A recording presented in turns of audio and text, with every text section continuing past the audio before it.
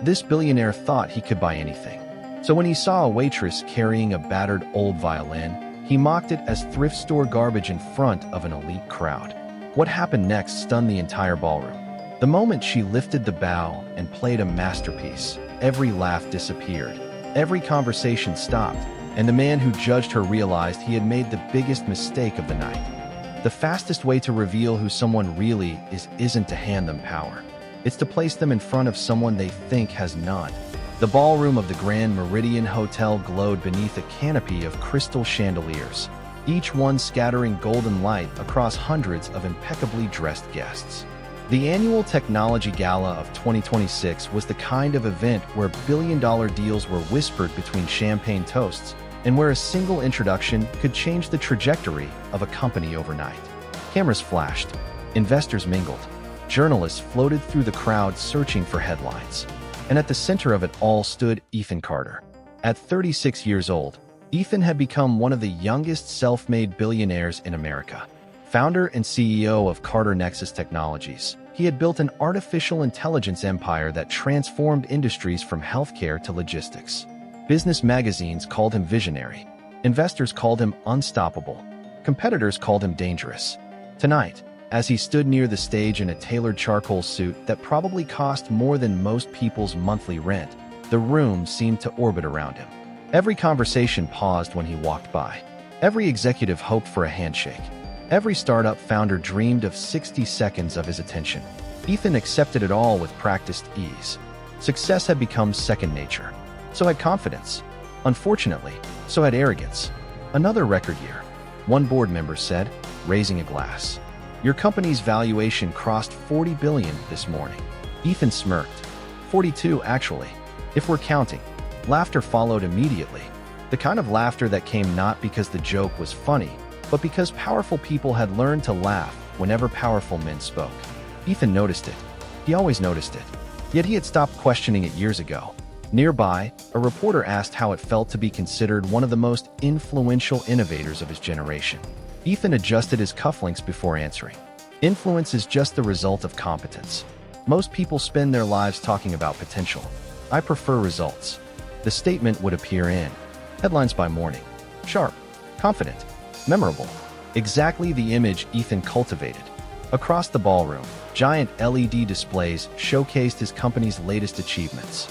Revolutionary software, new partnerships, market expansion projections. Everywhere Ethan looked, he saw proof that he was winning. And winning had become addictive. Because success changes people. Not always in obvious ways. Sometimes it doesn't make someone cruel. It simply convinces them they're always right. Ethan wasn't a villain. He donated millions to educational programs. He funded medical research. He treated his employees fairly. But somewhere along the road from ambitious entrepreneur to billionaire celebrity, he had developed a habit of measuring people too quickly. Success became his lens. Achievement became his scale. And anyone who failed to impress him at first glance rarely earned a second look. As another wave of guests approached to congratulate him, Ethan glanced toward the stage where the evening's entertainment would eventually perform. He barely paid attention. Music, speeches, awards, it was all background noise compared to the networking opportunities. His phone buzzed. A message from his chief financial officer. Another acquisition finalized. Another victory. Ethan smiled. Around him, the gala sparkled with wealth, ambition, and prestige. Everything appeared perfect. Everything appeared under control. What he did not know was that the most expensive mistake of his life would cost him absolutely nothing, except his certainty about how he judged people. While investors exchanged business cards beneath crystal chandeliers and photographers chased billionaires through the ballroom, Sophia Bennett was carrying a tray of sparkling water through the crowd, careful not to spill a single drop. Few people noticed her. Fewer still would have guessed that after midnight, when the gala ended and the hotel lights dimmed, she would be standing beneath entirely different lights, performing for judges who could determine the future of her musical career. Sophia moved gracefully between tables, offering drinks with a warm smile she had practiced through years of customer service. At 28, she had learned how to disappear when necessary. It was a skill that came with working around wealthy people. Guests looked through her more often than at her. To them, she was part of the scenery. Another waitress in a black uniform. another employee making the evening run smoothly. But behind that professional smile lived a dream she refused to abandon. Earlier that morning, before reporting for her shift, Sophia had spent 3 hours rehearsing in a rented studio apartment barely large enough to hold a music stand. Her fingers still carried the faint ache of repetition. Scales, etudes, concertos, the same disciplined routine she had followed for years. Because waiting tables paid the bills, music fed her soul. Hidden backstage behind a stack of equipment cases sat a long black violin case. Old, scratched, worn by time. Most people would have seen only an aging instrument. Sophia saw family history. She saw sacrifice. She saw promises. The violin had belonged to her father, not a famous musician, not a wealthy collector, just a hardworking man who believed his daughter possessed a gift worth protecting. Years ago, when Sophia was still a teenager, prestigious conservatories had shown interest in her talent. Teachers called her a prodigy. Competition judges predicted major concert halls in her future. Then life intervened. Medical bills arrived. Family finances collapsed. Dreams that required expensive training suddenly became luxuries her family could no longer afford. Sophia never complained. She left formal programs, took jobs, helped keep her family afloat. Yet she never completely walked away from music. Every spare dollar went toward lessons, audition fees, and practice space. Every free hour belonged to the violin. Tonight mattered more than most nights. In less than 2 weeks, she would perform in one of the most important auditions of her life. A prestigious symphony fellowship. Hundreds would apply. Only a handful would be chosen. She had been preparing for nearly a year. One successful performance could reopen doors that had been closed for a decade. One mistake could send her back to square one. Sophia, another server whispered as they passed. You brought your violin again? Sophia smiled softly. Practice after work. You never stop, do you? Sophia glanced toward the backstage area where the old case rested safely out of sight. Not if I can help it. The server shook her head admiringly before disappearing into the crowd. Sophia adjusted the tray in her hands and continued through the ballroom. She did not know that fate was already moving pieces into place. She did not know that the old violin backstage would soon become the center of attention. And she certainly did not know that Sophia believed the violin would remain hidden backstage for one more night. She had no idea that within the hour, it would become the center of a moment neither she nor Ethan would ever forget. The evening progressed exactly as Ethan Carter expected. Investors praised projections. Executives discussed acquisitions. Journalists waited for quotes. Everything moved according to the familiar rhythm of power and prestige. Then a small accident disrupted the pattern. Sophia emerged briefly from the backstage corridor carrying a tray of glasses while another employee wheeled equipment toward a storage room. The hallway was crowded. Someone bumped a cart. A black violin case slid several inches across the polished floor before stopping near the edge of the ballroom entrance. Sophia immediately set down her tray and hurried toward it. Careful, she said, her voice sharper than usual. Please be careful with that. The concern in her tone caught Ethan's attention. Standing only a few feet away, he glanced toward the worn case. It looked old, very old. Scratches marked the surface. The leather corners were faded from years of use. Compared to the luxury surrounding it, the instrument looked almost out of place. Ethan watched as Sophia gently lifted the case and checked the latches. The relief on her face was unmistakable. One of the investors beside him noticed the interaction and chuckled. Looks like someone is protecting buried treasure. Several guests laughed politely. Sophia offered an embarrassed smile and started to leave. Then Ethan spoke. Wait. She paused. The surrounding conversation softened. People naturally paid attention whenever Ethan Carter addressed someone. Ethan nodded toward the case. That thing must have quite a story. Sophia hesitated. It belonged to my father. Sentimental value? Ethan asked. And artistic value. Her answer was calm but confident. Ethan raised an eyebrow. Artistic value. A few guests turned to listen more closely. You play? Sophia nodded. I do. Professionally? Ethan asked. I am working toward it. The response sounded perfectly reasonable. But Ethan had spent years surrounded by people who exaggerated accomplishments. He interpreted her answer differently. Working toward it, he repeated with a faint smile. That usually means not quite there yet. A few nearby guests laughed. Sophia felt heat rise into her cheeks, but remained composed. Everyone starts somewhere. True, Ethan admitted. Although some instruments retire before their owners should. More laughter followed. Several people glanced toward the violin case. Sophia tightened her grip slightly. The comment was not cruel. It was delivered with charm. That almost made it worse. Ethan was not trying to hurt her. He simply assumed he was being witty. The violin is older than it looks, Sophia replied quietly. I imagine so. Ethan studied the worn exterior. Does it still stay in tune? This time the laughter grew louder. Sophia heard it. Every person in the immediate area heard it. Suddenly, she was no longer a waitress carrying a treasured family instrument.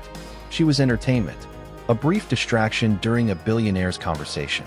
Ethan noticed the discomfort on her face, but continued anyway. Tell you what, he said. Tonight is supposed to celebrate innovation and excellence. If that violin is really as special as you think it is, maybe we should hear it. The crowd reacted immediately. Some smiled. Others exchanged curious looks. Sophia blinked. Excuse me. Ethan gestured toward the stage where the evening performers would appear later. Play something. Prove me wrong. The room fell noticeably quieter. Sophia stared at him. She knew exactly what was happening. A challenge disguised as a joke. A test she had never asked for. Ethan expected her to decline. Most people would have. But as the silence stretched between them, something changed behind Sophia's eyes. And for the first time that evening, Ethan expected her to walk away. Instead, she accepted. And the moment she reached for that old violin, the balance of power in the room quietly began to change. Ethan Carter found himself wondering whether he had just made a very expensive mistake. Sophia held Ethan's gaze for several seconds. Around them, hundreds of guests waited to see how the moment would end. Some expected her to laugh awkwardly and walk away. Others expected her to decline politely. Nobody expected what happened next. All right, she said. The answer landed like a dropped glass in a silent room. Ethan blinked. All right. You wanted to hear it, Sophia replied. I will play. The whispers began immediately. Guests turned toward one another. Phones appeared. Curiosity spread through the ballroom like a ripple across water. Sophia carefully set down her tray and walked toward the backstage corridor. For the first time since issuing the challenge, uncertainty flickered across Ethan's face. He had expected resistance. Instead, she accepted. Minutes later, the gala host stepped onto the stage, looking mildly confused after receiving hurried instructions from event staff. Ladies and gentlemen, he announced, it seems we have an unexpected performance this evening. The crowd responded with polite applause. Sophia emerged from backstage carrying the violin case. Under the bright lights, the worn leather appeared even older. A few guests exchanged amused smiles. Ethan remained near the front of the room, arms folded, watching. Sophia reached center stage and placed the case on a chair. Her hands moved carefully across the familiar latches. Click, click. The sound seemed unusually loud in the quiet ballroom. Then she opened the case. For a brief moment, nobody spoke. The violin resting inside was beautiful. Time-worn, yes, but elegant. The amber wood glowed beneath the stage lights. The craftsmanship was unmistakable. It looked less like an old instrument and more like a survivor carrying decades of stories. Sophia lifted it. Gently, the motion felt practiced, natural, like greeting an old friend. She adjusted the shoulder rest, tightened the bow, closed her eyes, and suddenly the nervous waitress disappeared. Ethan noticed it immediately. Her posture changed. Her breathing changed. Even the way she stood seemed different. Then the first note filled the ballroom. Clear, pure, effortless. Conversations stopped mid-sentence. Glasses froze halfway to lips. The sound did not merely travel through the room. It seemed to transform it. Sophia began playing a masterpiece she had practiced thousands of times. The melody rose with astonishing precision. Rich, emotional, alive. Every phrase flowed seamlessly into the next. The violin sang. Not loudly, not aggressively, beautifully. Ethan felt something unexpected tighten in his chest. He could not remember the last time music demanded his complete attention. Yet now he could not look away. Sophia's bow danced across the strings with breathtaking control.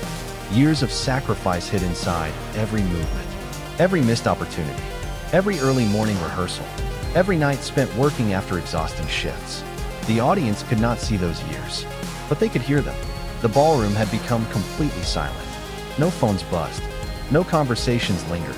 Even the hotel staff paused to listen. The final movement arrived with stunning emotional force. The melody climbed higher and higher until it seemed impossible for the instrument to give anything more. Then Sophia delivered one final soaring phrase that hung in the air like sunlight breaking through storm clouds. And silence followed. Real silence.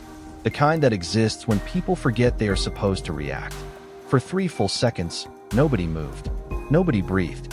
Then the ballroom erupted. Applause thundered from every direction. Guests rose from their seats. Some cheered. Others stared at the stage in disbelief.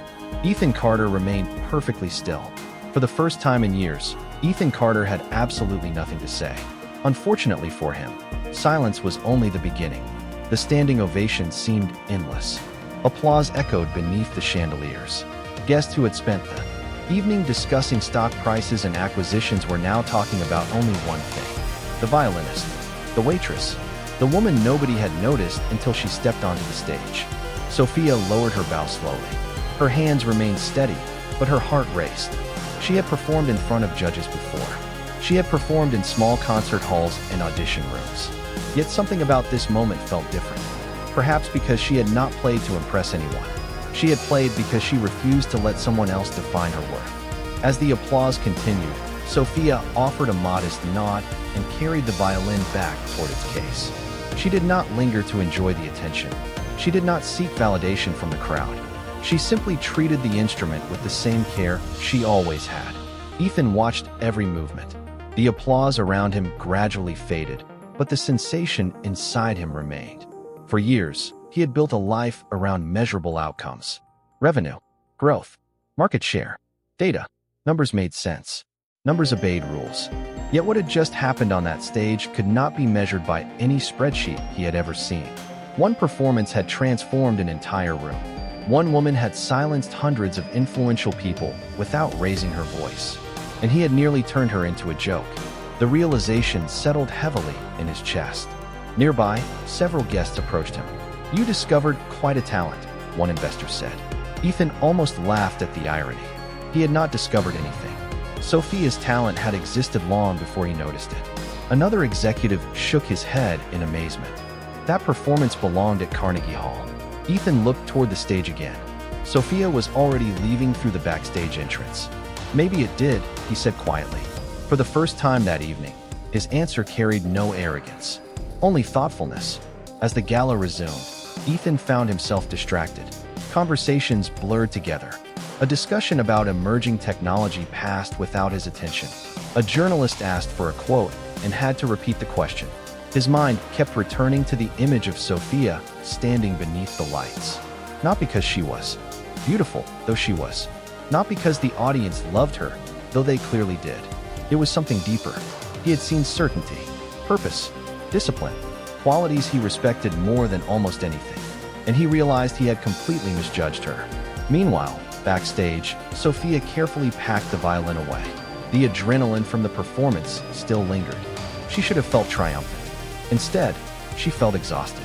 The applause had been gratifying, but it did not erase the humiliation that came before it. Ethan's words still echoed in her memory. Does it still stay in tune? She closed the case gently. The answer now seemed obvious. One of the hotel employees stepped inside. "Sophia, people are talking about you everywhere." She smiled faintly. "That will fade by tomorrow." "Not this time." The employee laughed. "Trust me." After the woman left, Sophia sat alone for a moment. Her fingers rested on the worn handle of the violin case. The familiar scratches beneath her fingertips grounded her. This instrument had carried her through disappointment, sacrifice, and uncertainty. Tonight it had carried her through something else. Yet neither she nor Ethan understood the full story. Ethan only knew he had been wrong. Sophia only knew she wanted to move forward. But before the night ended, Ethan thought the performance was the story. He was about to discover it was only the final chapter of a much larger sacrifice. Long after many guests had returned to discussing business, Ethan remained unsettled. The image of Sophia standing beneath the spotlight refused to leave his mind. Finally, curiosity overcame pride. Near the end of the gala, he quietly approached one of the event organizers. "The violinist," he said. "Who is she?" The organizer smiled immediately. Sophia Bennett. Does she perform professionally? Ethan asked. The woman laughed softly. Not exactly. At least not yet. Ethan frowned. Yet? You really do not know?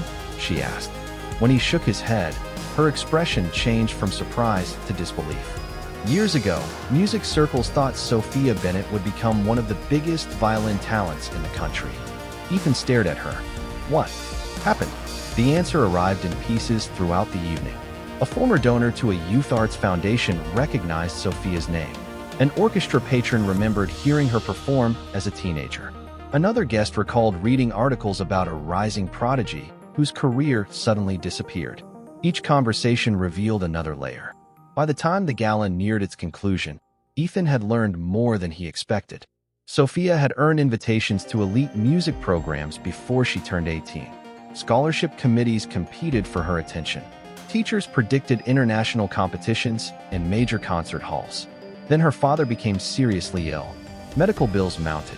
Savings vanished. Dreams became secondary to survival. While other young musicians traveled to prestigious academies, Sophia took jobs. While classmates advanced through conservatories, she helped support her family. Yet she never abandoned the violin. She simply carried the dream alone. Ethan listened quietly as an elderly guest shared one final detail. The violin itself is remarkable, the man said. Not because it is worth millions. It is not. But because of what it represents. What do you mean? Ethan asked. Her father spent years restoring it. The gentleman smiled at the memory. Every spare weekend. Every extra dollar. He believed that instrument belonged in her hands. People offered to buy it. He refused every time. Ethan looked toward the ballroom entrance where Sophia had disappeared earlier. Suddenly, the scratches on the violin case meant something different. The worn leather meant something different. Everything meant something different. That old instrument was not a relic. It was a promise. A father's belief preserved in wood and strings. Meanwhile, Sophia stood alone outside the hotel on a quiet terrace overlooking the city skyline. The cool night air felt refreshing after hours inside the crowded ballroom. She rested one hand on the violin case beside her. The applause still echoed faintly in her memory. So did Ethan's comments. Footsteps approached. Sophia turned and found Ethan standing several feet away.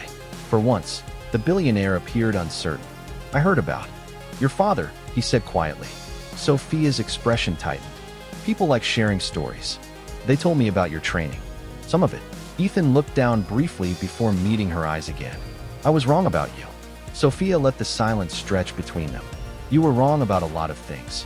The words were calm, honest, impossible to argue with. Ethan nodded slowly. For perhaps the first time in years, he felt genuinely ashamed. Not because Sophia had embarrassed him. Not because others had witnessed his mistake. Because he had looked at another human being and decided her value before learning her story. And the more he learned, the worse that realization became. Standing beneath the city lights, Ethan understood something important. An apology alone would never be enough. If he wanted forgiveness, he would have to earn it. The difficult part was that Sophia Bennett had spent years learning not to trust easy promises. Ethan finally understood something uncomfortable. The easiest thing for a billionaire to give was money. The one thing Sophia could not be bought with was trust. The days following the gala surprised everyone who knew Ethan Carter. Normally, when he made a mistake, he fixed it with speed, efficiency, and resources. Problems disappeared because money made them disappear. Obstacles became opportunities because influence opened doors. But this situation felt different. Sophia Bennett was not a struggling musician waiting for a wealthy sponsor. She was a woman who had spent years fighting for her dream without asking anyone to rescue her. Ethan understood that now, which meant writing a large check would only prove he still had not learned anything. 3 days after the gala, Sophia arrived at a downtown rehearsal space she rented twice a week. The building was old but functional. Musicians moved through narrow hallways carrying instruments and sheet music. As she approached the front desk, the manager greeted her with unusual excitement. Sophia, I have good news. She stopped. Good news. Your rehearsal hours were extended. Extended. 3 additional sessions every week. Sophia frowned. There must be a mistake. The manager shook his head. No mistake. An anonymous donor funded a professional artist development program. Several musicians were selected. You are one of them. Sophia immediately became suspicious. Anonymous. Very anonymous. The manager smiled. Trust me, I already tried asking questions. Over the following weeks, similar things happened. A respected conductor invited her to a master class. A community arts foundation contacted her about a performance opportunity. An audition preparation workshop suddenly had space available. None of the offers involved money. None promised shortcuts. Each one simply opened doors that talent still had to walk through. Sophia worked harder than ever. Meanwhile, Ethan watched from a distance. He never attached his name to anything. He never requested gratitude. He simply used his network to create opportunities that should have existed long ago. Yet the more he learned about Sophia, the more fascinated he became. Not because she was exceptional on stage, because of who she was off stage. She still worked double shifts. She still practiced relentlessly. She still treated every opportunity as something to earn rather than something she deserved. One afternoon, Ethan attended a youth music workshop sponsored by a local nonprofit. He had quietly arranged additional funding after discovering the organization struggled to stay open. He expected a routine visit. Instead, he found Sophia volunteering there. She was helping young musicians tune instruments and review sheet music. Nobody appeared to know she had recently performed in front of some of the most influential people in the city. Nobody treated her like a celebrity, and she seemed perfectly happy that way. Ethan watched from across the room as a nervous 12-year-old violin student struggled through a difficult passage. Sophia knelt beside her. "You are focusing on the mistake," she said gently. "Focus on the music instead." The girl tried again. "Better this time." Sophia smiled. "See? You already knew how." Ethan felt something shift inside him. For years he had admired ambition, competence, achievement. Sophia possessed all three, but she also possessed something rarer. Generosity without expectation. Later that afternoon, Sophia finally noticed him standing near the doorway. Her expression immediately cooled. "What are you doing here?" she asked. Ethan considered several answers before choosing the honest one. "Trying to become someone I should have been sooner." Sophia folded her arms. "That sounds rehearsed." "Maybe." He smiled faintly. "But it is true."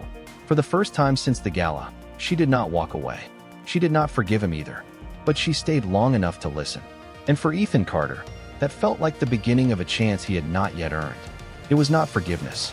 It was not friendship. But for the first time, the door was no longer closed. The weeks turned into months, and Ethan learned a lesson success had never taught him before. Progress could not be purchased. Trust could not be negotiated. Respect could not be accelerated. It had to be earned one action at a time. Sophia noticed the consistency. That was what made everything difficult. If Ethan had apologized once and disappeared, she could have dismissed him. If he had thrown money at every problem, she could have rejected him easily. Instead, he kept showing up, quietly, respectfully, without asking for credit.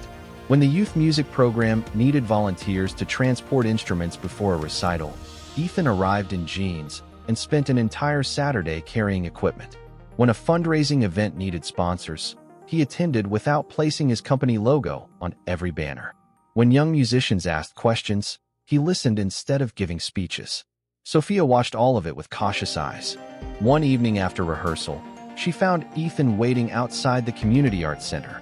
The autumn air carried the first hint of winter. Streetlights reflected against the sidewalk as musicians packed their cars and headed home. "You missed your chance months ago," Sophia said as she approached. Ethan smiled faintly. "I know. Then why are you still here?" He considered the question carefully. "Because becoming better should not depend on whether I get what I want." Sophia studied him for a long moment. A year earlier, those words would have sounded impossible coming from Ethan Carter. "You really mean that?" she asked. "Yes. Even if I never forgive you." The answer came immediately. Even then, the sincerity in his voice caught her off guard.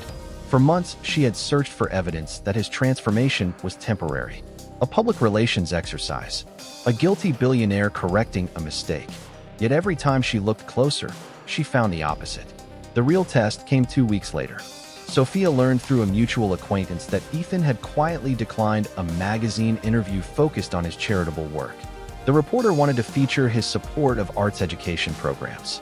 The article would have generated excellent publicity. Ethan refused.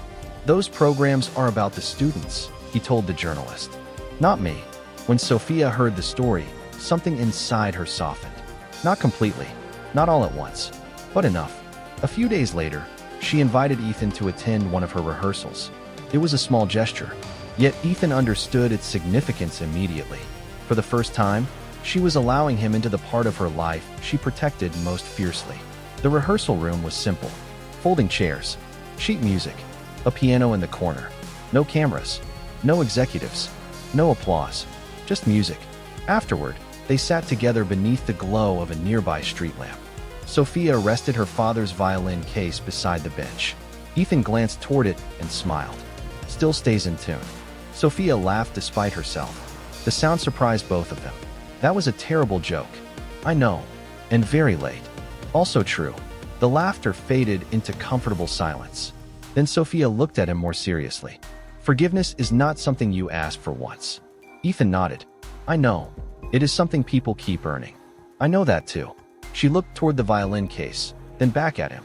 Good. It was not a declaration of love. It was not complete forgiveness. But it was the first time Sophia allowed herself to believe Ethan might be changing. And for Ethan, that small victory felt more valuable than any business deal he had ever closed. 1 year later, the lights shining above Sophia Bennett were very different. From the chandeliers of the technology gala, these lights belonged to one of the most respected concert halls in New York City. Thousands of seats stretched across the auditorium. Every balcony was full. Every ticket had sold out weeks earlier. Programs bearing her name rested in the hands of audience members who had traveled from across the country to hear her perform. Backstage, Sophia stood quietly before a mirror, dressed for the most important concert of her career. The journey that began with double shifts and late-night rehearsals had finally led here. The Symphony Fellowship audition she once feared had become the turning point. One opportunity led to another.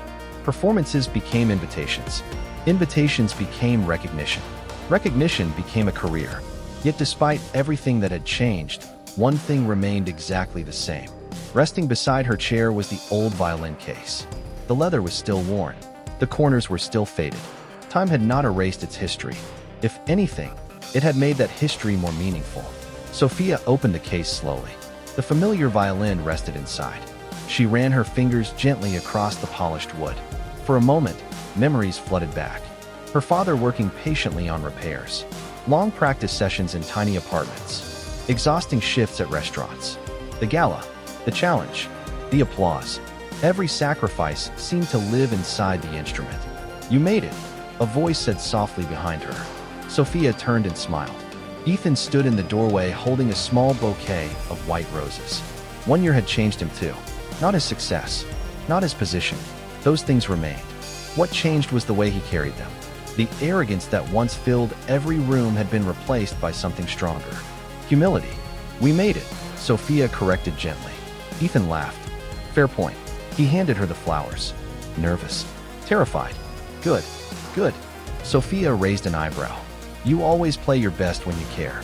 She smiled. You remember. I remember everything. The words carried more meaning than either needed to explain. A stage manager appeared moments later. 5 minutes until performance. Sophia took a slow breath. Ethan squeezed her hand once. Nothing dramatic. Nothing theatrical. Just quiet support. The kind she trusted now. The kind he had spent a year earning. Minutes later, the audience erupted into applause as Sophia walked onto the stage. Under the spotlight, she looked toward the front row. Ethan was there, watching, proud, not because he had created her success, because he knew she had created it herself. The conductor raised his baton. Silence settled across the hall. Then Sophia lifted her father's violin. The first note soared into the auditorium. Beautiful, confident, free. As the music filled the room, tears appeared in the eyes of more than a few listeners. The performance was extraordinary, not because it was technically perfect, though it nearly was, because every note carried a story about perseverance, sacrifice, second chances, and the danger of judging someone before understanding who they truly are. When the final note faded, the audience rose to its feet. Thunderous applause echoed through the hall. Sophia bowed once, then looked briefly toward the ceiling. A silent thank you. To her father, to the dream she never abandoned, to the life she nearly gave up on. Later that evening, after the celebration ended and the crowd disappeared into the city, Sophia and Ethan stood together outside the concert hall beneath a sky filled with stars. Ethan reached into his jacket pocket and revealed a small velvet box. Sophia laughed softly. "You really chose tonight? I have excellent timing now." "That is debatable." Ethan opened the box. "Sophia Bennett, you taught me that greatness has nothing to do with status and everything to do with character. You taught me that respect comes before love. And you taught me that the most beautiful things in life cannot be bought. Will you marry me?" Tears filled her eyes. This time there was no hesitation. "Yes." Ethan slipped the ring onto her finger as the city lights shimmered around them. Beside them rested the old violin case. The same one he once mocked. The same one her father once protected. The same one that carried her dream through every hardship. A year earlier, Ethan had seen an old violin. Now he understood. He had been looking at something far more valuable: a father's faith, a daughter's perseverance, and the quiet power of refusing to give up on either people or dreams.